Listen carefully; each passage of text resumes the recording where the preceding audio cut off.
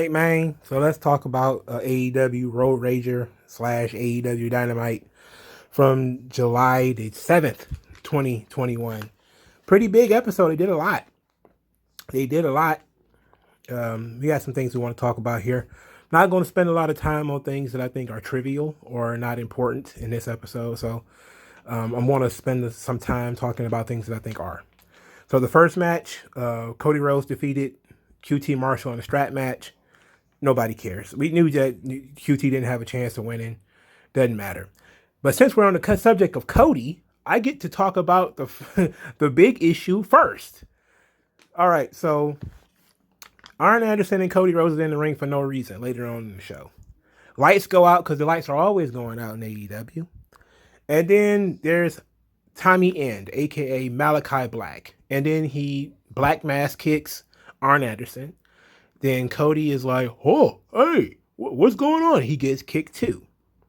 All right. So I will give them credit for this. I will give Malachi Black credit for this. At least he's still selling the eye. He's still selling the eye from the Seth Rollins thing that took place in WWE last year. That is professional material right there. That is mad professionalism.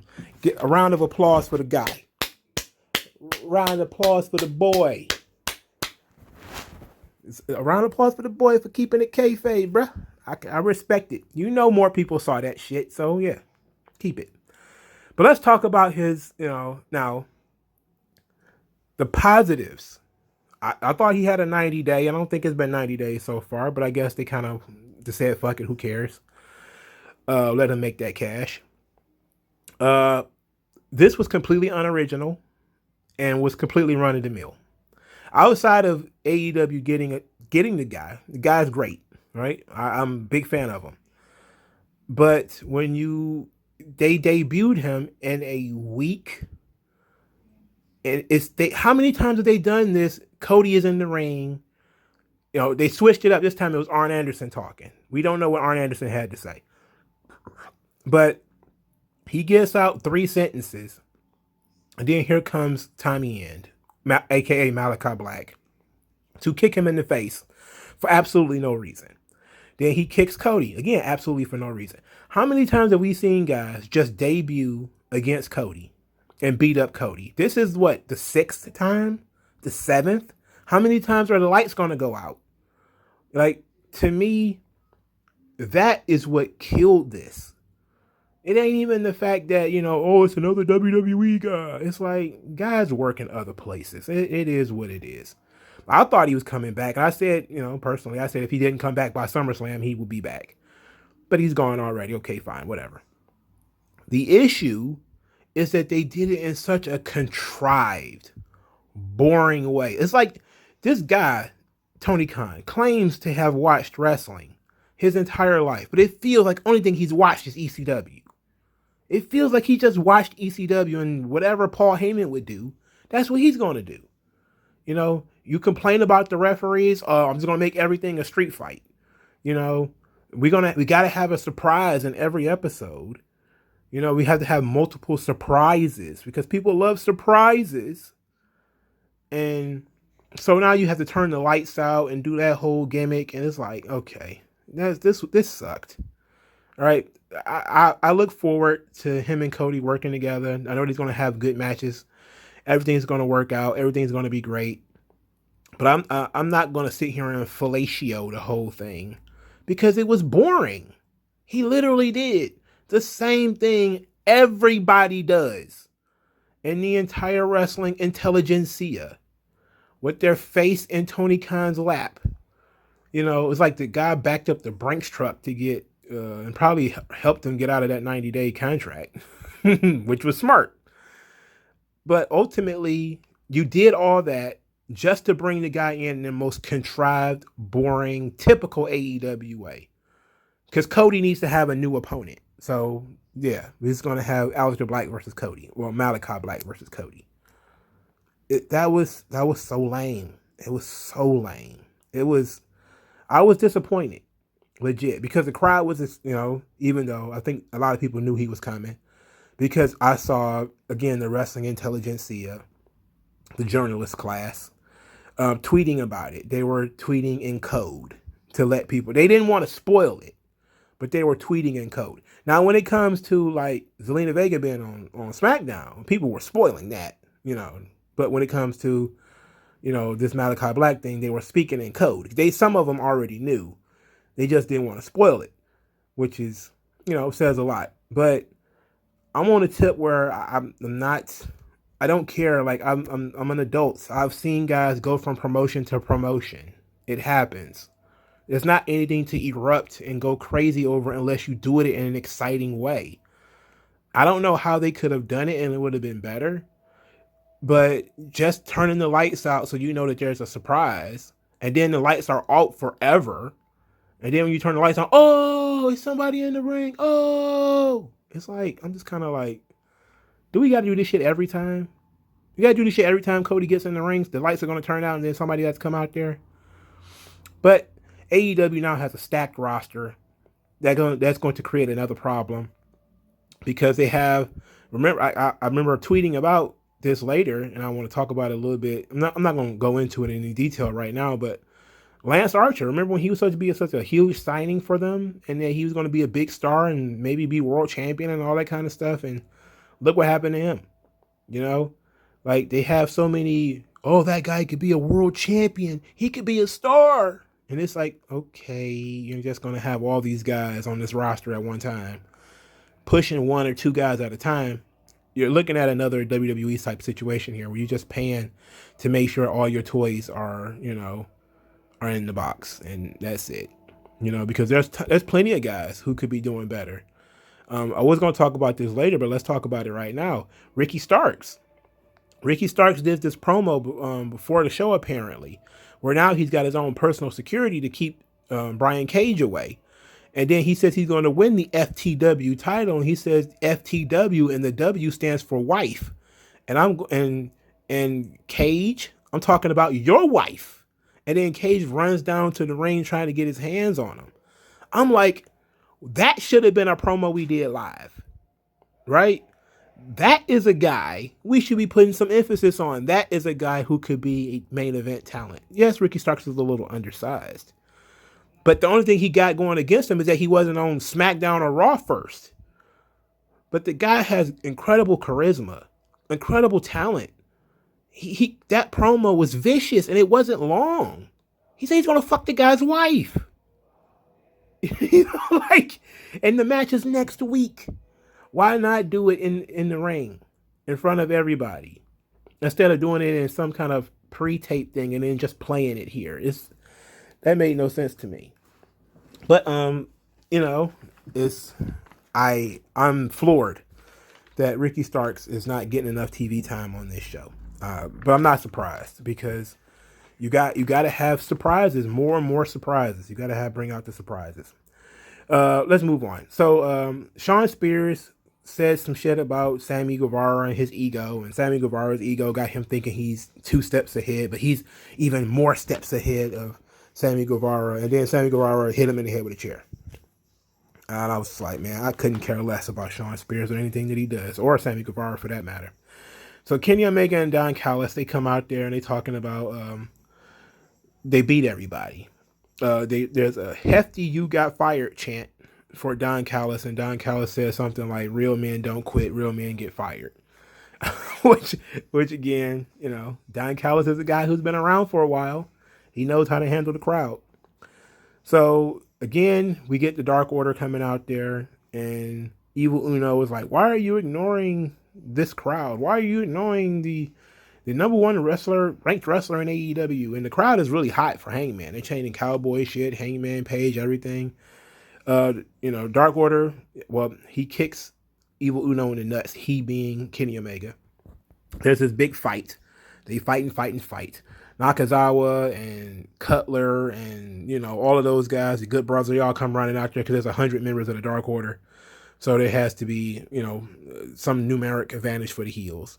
And then Hangman Page hits the ring like a ball of fire, beats up everybody, bumps, Carl Anderson over the top rope. And then he looks like he's about to use the buckshot lariat on Kenny Omega, and he pauses. and they let that tension build.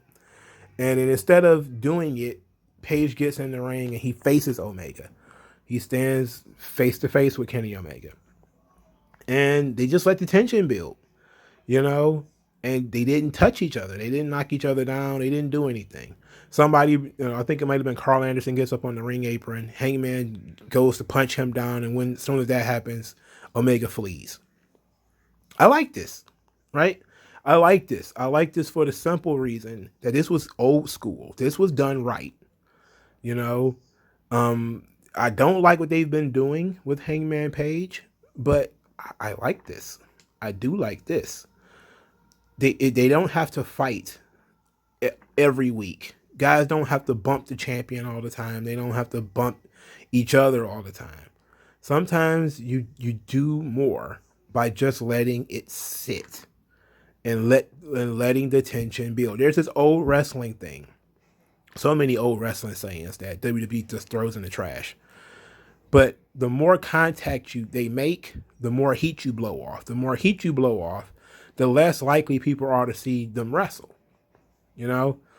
So what they would do is they would try to set up feuds where guys don't really touch that much. Like they may get into it once or twice in a feud where that's going to last for a while. But it's not an every week they're wrestling thing. Every week they're knocking each other around. They're punching each other every week. Because eventually you do get to the point where you say, well, haven't you gotten your revenge already? The guy said something bad about you. You knocked him out. And isn't that enough? It's like when with Jericho and the Pinnacle, right? And he gave, the guy a swirly. That should have been it. Like that's an absolute humiliation.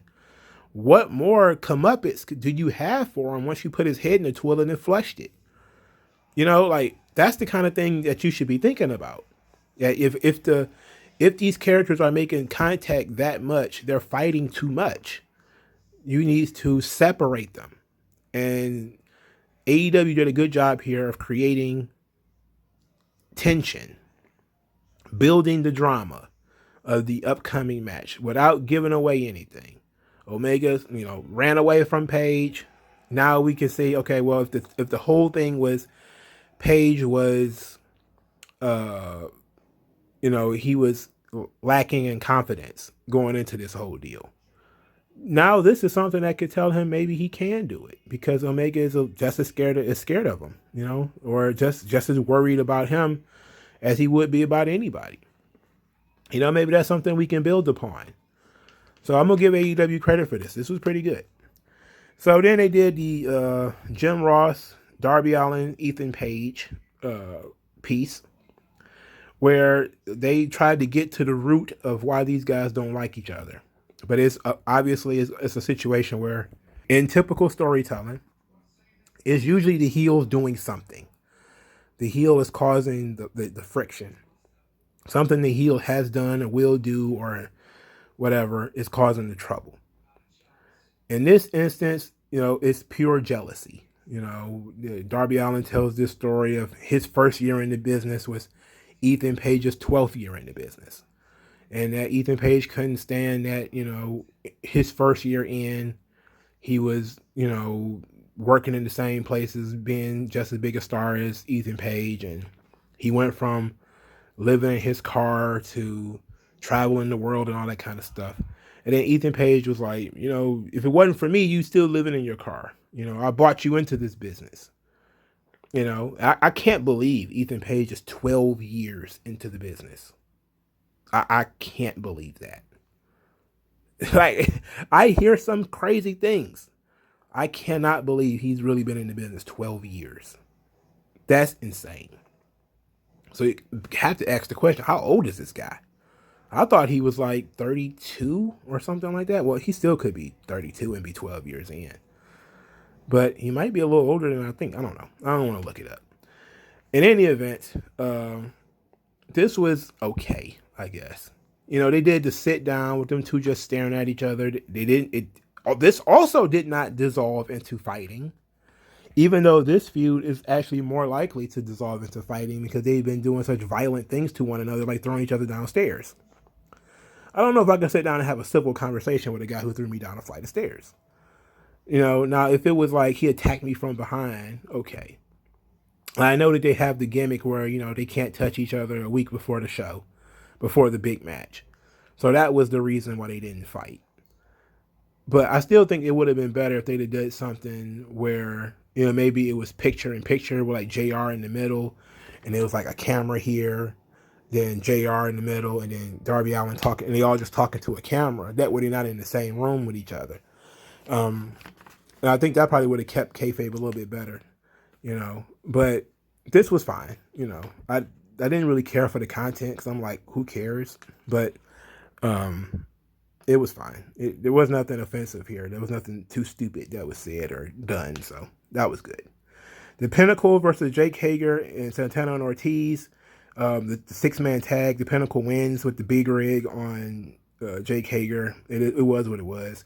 Conan attacked at Wardlow with a mad bomb, which is basically like a sock full of something, like a sock full of batteries or something like that. Wardlow didn't sell it. Then Tully Blanchard chop blocked Conan from behind. They're really getting Conan involved with this. They're really getting Tully involved. That's all fine. I love Tully. I love Conan. You know, just don't give them too much where they overshadow the boys, but keep them involved.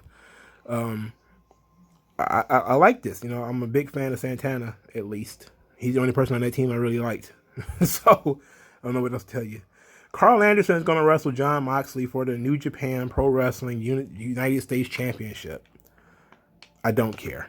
I do not care. I could not care less. So the MJF and Jericho. So for starters, there was this goof who tried to get in the ring and ended up getting punched by Chris Jericho. Oh man, aren't we all so glad that the crowds are back? That now they're back chanting stupid shit. Now that they're back trying to get in the ring and disrupting the show. First show back, there's some idiot trying to jump in the ring and got himself punched by Jericho. You know, it was pretty stupid. The promo is, I don't care about their promo. This feud has been going on for too long. Like I said earlier, you would think that the comeuppance have already been done. They done all about to call the Canadian Stampede, but they did the Stampede match already.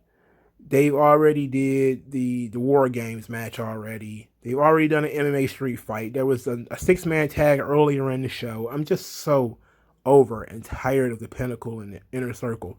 It's feeling very WWE, where it just will not end. It will never end. But this seems to be the actual end. And they traded some barbs. Who cares? That's what they do. Then MJF decided to give us a Greek mythology lesson. It was like, great. We went from history class with Drew McIntyre to now Greek mythology 101 with fucking MJF.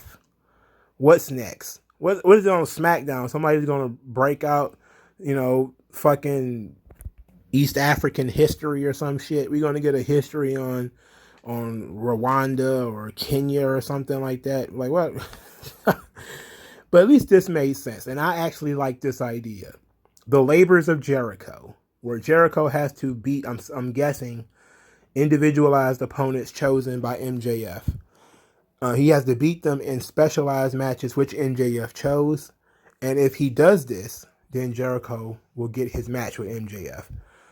Jericho, of course, said, well, if I can't do this, I don't deserve to be in AEW anyway. Hopefully they won't add that stipulation, because that would, of course, spoil it. Like, we know Jericho's going to win all these matches anyway. But this ought to be fun, right? This ought to be fun. And I like this idea, you know, the Labors of Jericho. I also like it for the MJF character. Remember, MJF is a very intelligent character. He knows, he gets you to the point of wanting to fight him. And then he starts throwing things in your way. You know, he starts saying, okay, you want to have this match, but you got to do this first. You know, like what he did with Cody. You know, Cody wanted to have the match. He's like, well, you have to let me whip you before the match. You have to take 10 lashes. And then I'll agree to the match. You know, it was different when he was wrestling Jon Moxley because he wanted the title. But, you know, when he got the upper hand, theoretically, when he's got the upper hand, he really doesn't have the upper hand in this feud because, again, they lost the last match. So, in any event, uh, he's putting the labors in Jericho's way, and it's supposed to be based off of Heracles, what they call Hercules. So this probably feels like a Jericho idea, but I love this. I think this is great. I just asked the question: is it going to be a gauntlet? Because it's going to be like a gauntlet where Jericho's going to have to wrestle 4 or 5 straight gauntlet matches, or is it going to be like week 1, Jericho has to wrestle Jake Hager and something like that, an MMA street fight or something like that, and week 2 he's got to fight this guy in this different type of match. If it's all going to be at one time, Jericho's going to have to bury people. But if you do it week by week and give Jericho time to rest, or, even every couple of weeks, then I think that's better. And I think you could keep the storyline going. But I really like this idea. I really think this idea is dope. Hopefully WWE steals it. Britt Baker did a promo where she talked about nobody wanted to see that match last week. And I was like, whoop, whoop, because I agree with that. Then she talked about unsafe working conditions. And then said that maybe she hopes Nyla Rose enjoyed the blood money. And hopefully next time AEW Dynamite can run from Saudi Arabia. And I'm like, do you not know that the guy who owns this whole thing does business in Saudi Arabia? I mean, look, when you're a global product, you have to deal with pretty bad people. Because guess what? Almost all governments are bad. Ain't no good governments. All right? Just have to see which ones are shittier than the last ones. And if you think the American government ain't never killed any journalists, you're wrong. So yeah, Saudi Arabia probably did kill Jamal Khashoggi. But maybe you should ask whether your government bombed journalists. Newsflash, they did. And they've been spying on journalists too, and TV personalities, and a bunch of other people. So there is no good government. And it's not the burn you think it is. Ultimately, it just goes to show that, you're not a good promo just because you just repeat things that you saw on Twitter, and you repeat shit that you saw in the dirt sheets. We know that's what she does. She reads the dirt sheets, so she sees these things in the dirt sheets, and all of a sudden she repeats them. It's like, okay, well, I'm not going to expect Britt Baker to know anything about Saudi Arabia. All right, and I personally don't give a shit. So, but again, I would love for an episode of AEW Dynamite to not turn into either a fucking history lesson, geopolitics, or anything stupid that involves WWE. I would love that. But apparently that's not going to happen. We get the next match was Andrade El Idolo versus Matt Sydal, in which Matt Sydal took the L by a hammerlock DDT. Anybody needs to have a conversation about the lack of fan reaction for Andrade. Now, the first week, I was like, okay, maybe it was because Vicky didn't pronounce his name right.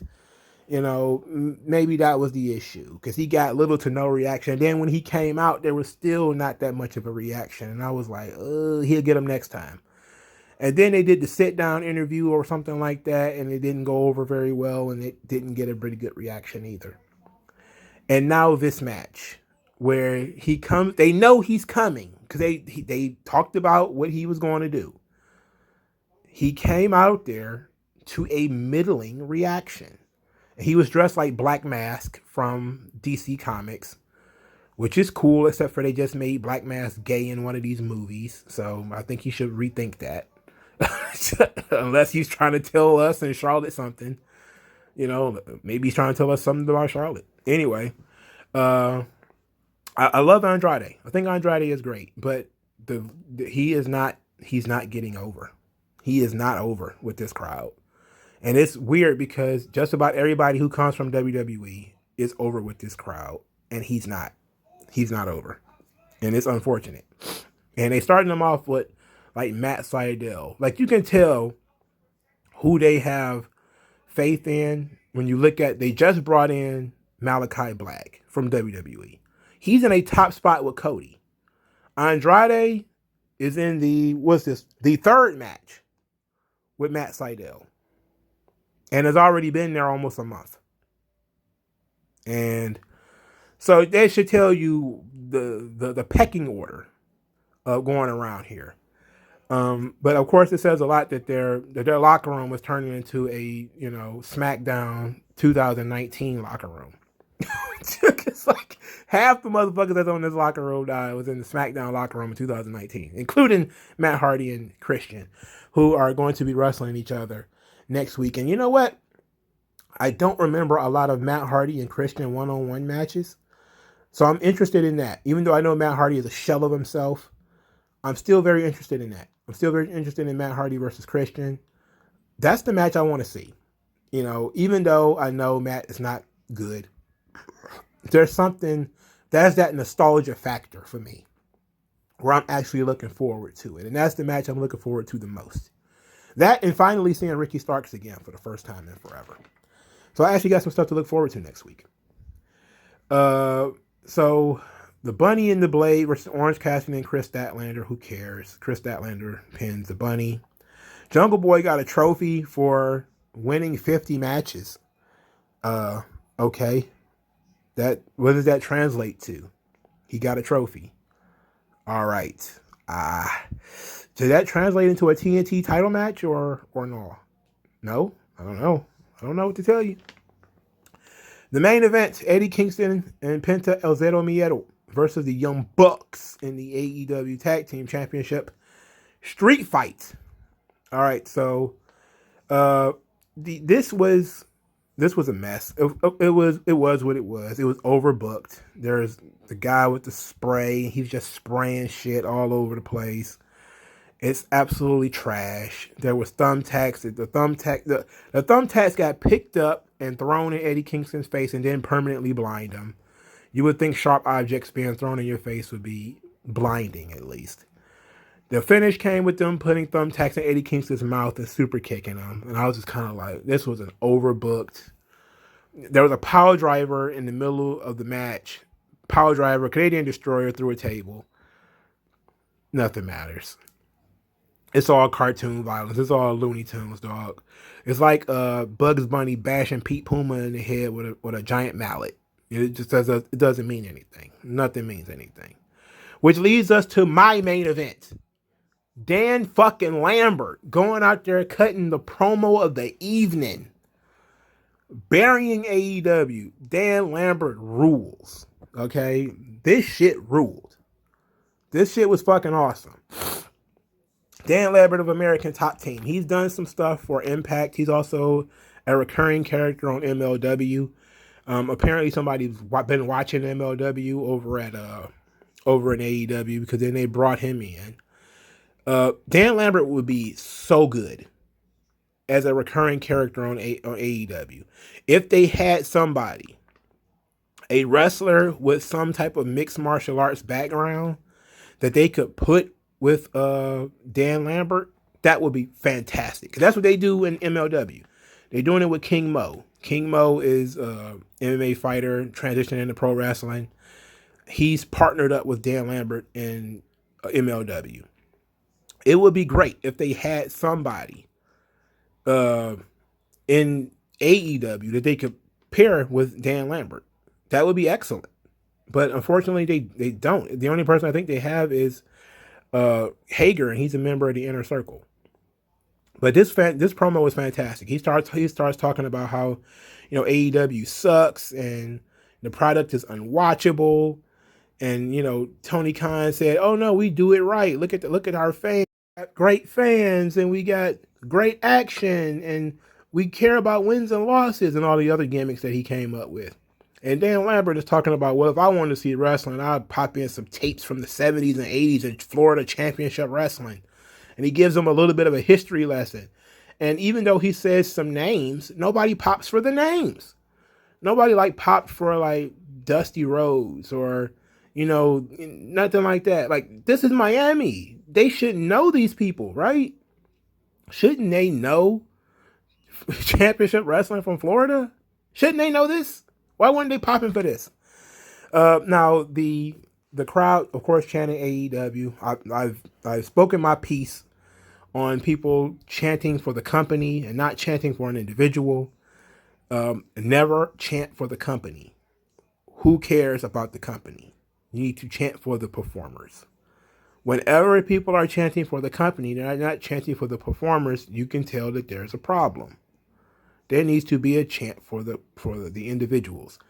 Of the wrestlers that I saw all night, there really was only really loud, boisterous chants for Adam Page. That was pretty much it. Maybe it was somebody else and I wasn't paying attention, but the Hangman Page is pretty much the only guy that was over on the show. You know, everybody else. Well, I guess they chanted for Cody too, and they sung Judas, but pretty much everybody does. So Dan Lambert cuts this great heel promo. You know, Jorge Masvidal is out there, and Amanda Nunes is out there. MMA fighters getting involved in wrestling. Okay, cool. You know, I'm glad that they did something that the crazy thing is we're such in the wrestling bubble that Dan Lambert being there is not original. You know, because I saw him in Impact, I saw him in MLW. It's just Tony Khan, you know, bringing in more people that he saw somewhere else. But Dan Lambert is a huge fan of the business. He knows the business backwards and forwards. This is great. This was great. And then you had Lance Archer come out there to shut him up. Of course, it kind of begged the question, why didn't anybody help him? Why was his fighters just standing around watching him get hit with a move? Now, of course, you set up the next run. You know, you set it up so that Dan Lambert has been taken out by Lance Archer, and now he wants revenge. You know, so now Dan Lambert can come back with somebody. So maybe they're going to bring somebody in who has an MMA background and can work with Lance Archer. That would be good. You know, I would like that idea. Let's see if that's what you know comes from this. But ultimately, they're not sure whether Lance Archer is a babyface or a heel. They're not sure because only a babyface would come in and protect the reputation of the company, right? Like, why else would he care about Dan Lambert saying bad things about the company if he wasn't a babyface trying to protect the company? But it seems like 2 weeks ago he was a fire-breathing dragon heel. He just don't have any direction for Lance Archer. No direction. But I love Dan Lambert. This was the icing on the cake for me. This was my favorite thing all night. Even more than the boring Malachi Black debut, which, you know, if they hadn't done it 100 times, I might have been a little bit more excited. But every time those lights come on and it's not Sabu, I just be like, fuck it, who cares? You know, I'm tired of it. You know, that whole gimmick really was over because Sabu did it. And then that one time when they did it with Jerry Lawler and Jim Cornette. But, you know, you just can't just turn the lights out all the time and then turn them back on and some guy standing in the ring. I'm supposed to be like, oh, it's not working like that, dog. You did this shit too much. So Dan Lambert was awesome because they introduced him in a very different way where he was introduced kind of like a celebrity. And then he just kind of took the mic and took over. So I enjoyed Dan Lambert. Dan Lambert rules. The rest of this show, it was okay. You know, nothing too terrible. But let me know what you guys think in the comment section below. Like this video, share this video, subscribe to the channel. Subscribe to the subscribe star in the description. Or if you just want to buy me lunch, hit the tip jar, which is the Cash App.